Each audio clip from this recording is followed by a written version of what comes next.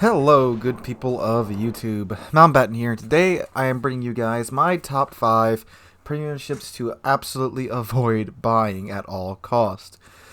So, these ships on this list, they are not worth your money. I mean, unless, of course, you're a collector, then it doesn't really matter what I say here. You're going to get the ship either way, but they aren't worth the money. They need some work done to them, and only a few of these ships are currently available right now. One of them has been pulled for a very, very good reason. And don't get me wrong, it's not like I don't like these ships. Most of the ships on this list I really, really, really, really, really want to like. It's just that they're just flat out not worth the money right now. So, and again, this is all my opinion, and that doesn't mean this is the ultimate, don't buy these ships. I would just not recommend these ships to you guys at all. So, without any further ado, let's go ahead and get into the list. So, at number 5, we have the Udachi, the Tier 7 Japanese light cruiser. So, the Udachi, do I need to say much about this ship? I reviewed this ship not too long ago. She has terrible guns. Her torpedoes are actually not that bad, but their speed and their detectability range is no bueno for her tier. They do have an 11-kilometer range, which, don't get me wrong, that is very good. But they are definitely on the slow side, and they can be seen from about the upper stratosphere. On top of that, the the torpedo firing arc is not good at all. You have to be pretty much broadside to be able to dump your torpedoes, which, if you're doing stealthy torpedo dumps, that's really not that bad. But if you're trying to torp someone out at 11 kilometers, and these torpedoes are, like I said, ungodly slow, they are more than likely going to turn unless they are just some tunnel vision battleship player, which I've actually gotten torpedoes off on some really hard tunnel division battleship players, but still, they're just so detectable and so slow that even, battleships can easily dodge them at the last second. Well, not even the last second, but once they get spotted, and you will simply miss. Top of that, her turrets, they cannot keep up with the ship. I mean, with expert marksman, it's better, but they really cannot. And the firing rate on the guns, it's no good. This is definitely supposed to be a stealthy torpedo boat, and it's not a very good stealthy torpedo boat in my opinion. And for what I've seen around the internet, most people do agree with this one. So moving on to number 4, we have the Tier 2 Japanese battleship Mikasa. Go figure, another Japanese premium on this list. So the Mikasa, now this one is probably the least amount of money you can waste. How much does this ship cost? $5, $6, $7 in America? Yeah, this ship, I mean, it's the Mikasa. It's got a lot of historical value to it. The ship itself is modeled beautifully. I can't fault Wargaming there. But a Tier 2 battleship, I mean, what do you expect? The main guns can't hit a barn from within inside the barn. The secondaries, and I actually have slapped a 19-point commander on this thing and went derp around at Tier 2 with it. The secondaries, even when they're fully spec'd out, you got a whole lot of them, don't get me wrong, but they're not that great. And the ship is extremely slow to turn. I mean, it's a Tier 2. Again, what can you expect, really? But it's still, in my opinion, not worth it. I mean, if you're just going for the derpy factor, then sure. But as a ship, it's not that great. It's really not. Once you get past the veil of, oh, the Mikasa, it's really not that good of a ship. Another thing is that there's no other Tier 2 battleships in the game. So you're going to sit in matchmaking for 5, 6, 7 minutes sometimes, maybe, when the matchmaking is trying to find either another Mikasa for you to go to or a Tier 3 game, at which that point you're just outclassed by everything else at Tier 3. So, it's either long wait times and then just get dunked into a Tier 3 game anyway.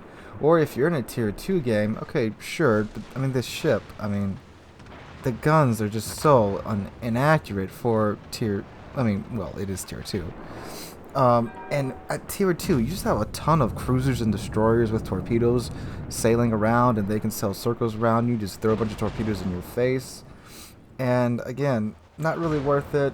but like I said, for the historical value, it is the Mikasa, and you know, you won't be wasting that much money, but still, I wouldn't. I mean, I just wouldn't. Okay, so moving on to number 3, we have the Tier 7 American cruiser, the Indianapolis. So, the Indianapolis, it's not so much that she's a bad ship, it's just that the Techline alternative is so much better. I mean, it's a very frail ship. I mean, don't get me wrong, it's a Tier 7 cruiser. It's not going to be that sturdy in the first place, but even by Tier 7 cruiser standards, it's not that great. On top of that, the guns, I mean, they're alright, but they do feel a little lethargic with the reload time. And it does get radar, which is probably its only real selling point. But for all other aspects, it's not that great of a cruiser. And I actually, well, I did pay money for this, but I got it in a Santa container when I was trying to get the Missouri. And I gotta say, because I did grind up the American cruiser line, and it just, you know, kind of pales into comparison versus the Techline ships. And I mean, again, I want to like it because it is the Indianapolis. It is the cruiser that delivered the bomb to Japan. So, and of course, the whole, you know, story of the shark. It's got historical value to it for sure, but again, in my eyes, not really worth it. I mean, yes, it does have radar at Tier 7. That is useful, but other than that, you know, do you really want to pay $30-something just for radar? You know, not really worth it. So moving on to number 2, we have probably one of the biggest upsets this year from Wargaming so far. The Verbis, oh my god, I just thought of that. The Verbis Unitas.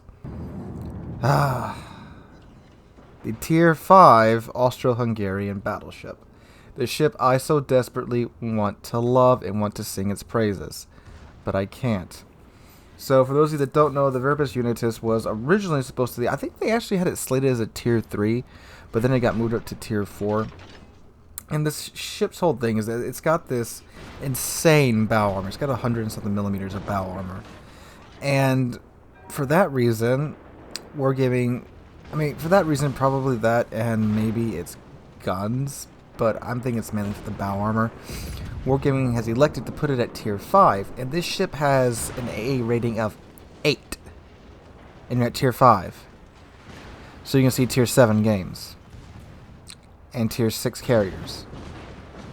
Yeah. Huh. You do the math on that. With an A rating of 8. This ship really does need to be at Tier 4, in my opinion, or they need to buff the heal, because this ship, it's a really small ship. It only has 35,000 hit points at Tier 5. That's way below the average hit points for a Tier 5 battleship. On top of that, the heal isn't that fantastic, barely any AA. It is maneuverable, but planes don't really care. Its guns are very nice. They are quite accurate for a Tier 5, so I gotta give it that. But at the end of the day, you're just going to get molested by carriers and just burned to death anyway, so because HE doesn't really care about your bow armor when they can set your deck on fire as many times as it wants to. So, not worth the money right now. Definitely needs some work. And number 1, it's probably my biggest heartbreak out of most of the premium ships that I've bought. And the story behind this one just makes it so much worse. So number 1 is the Tier 8 German aircraft carrier Graf Zeppelin. So the Graf Zeppelin, I wanted to love this ship. It came out, it got removed, the CV rework came out, Graf Zeppelin came out, and I bought it. And when it was re-released, it was weak, but I was getting the hang of it. I was getting able to where I could do consistently 100,000 damage games in a Tier 8 carrier, even in Tier 10 games. Then they nerfed the shit out of it. So the Graf Zeppelin, for those that don't know, when it was re-released, the deal was planes don't have a lot of health, but they're fast as hell. and it worked. You could blitzkrieg your way into any situation, drop your bombs, drop your torpedoes, get the hell out of there before you lost all your planes, and it worked. It was weaker than the other Tier 8 carriers, but it worked. Then Wargaming reduced all aircraft speeds by 20 knots, and the Graf Zeppelin lost its advantage. They didn't compensate the planes with hit points, and then they changed the way the dive bombers dove. In the replay you're seeing now, the dive bombers dive down at a very steep angle, pull up at the last second, and drop their AP bombs. Before, they would literally drive straight down in a nosedive, and then you would either drop your AP bombs or they would pull up. And the straight down dive gave you a huge advantage because you could drop, and these are some big old bombs too, because you could drop these bombs straight onto the citadel of whatever you were bombing. You only got 2 bombs, but they were big bombs and they did a fair amount of damage. Now, if you want to consistently get citadel hits, you have to like overshoot the ship and then try to drop it when the reticle's right on their citadel and hope that the bombs hit. Because if you don't do that, then you're not hitting crap in the ship, unfortunately.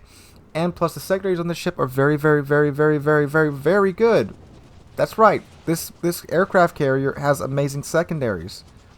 Any destroyer gets within 9 kilometers of your ship. If you have a secondary build, because why the hell not? They're probably not going to survive. The secondaries are that good. They're great. This is an insanely unique carrier, and it got nerfed into the ground, and there's been very little effort to revive it. It's been pulled from the store because it is literally that bad. And I would never, ever, ever recommend anyone buy this ship until they fix it. So stay away from this ship and the other ships on this list for now. Will any changes happen to these ships? The only one I think something might change on is maybe the Verbis Unitas. Other than that, I think these ships are going to be stuck in the current situation that they are in, which is sad because a lot of these, well, all these ships have a very rich history in real life, and unfortunately in game they're just so underwhelming. Well, okay, Graf Zeppelins have a rich history. It just sat there, you know, unfinished, but 5 through 2 certainly do. So that's a sad tale of 5 premium ships. So guys, if you enjoyed the video, make sure to drop a like, leave a comment, and subscribe. We are on our way to 5,000 subs, and we are getting there very, very fast thanks to you guys. Hope you guys are having a wonderful Saturday. I hope to catch all of you guys in the next one.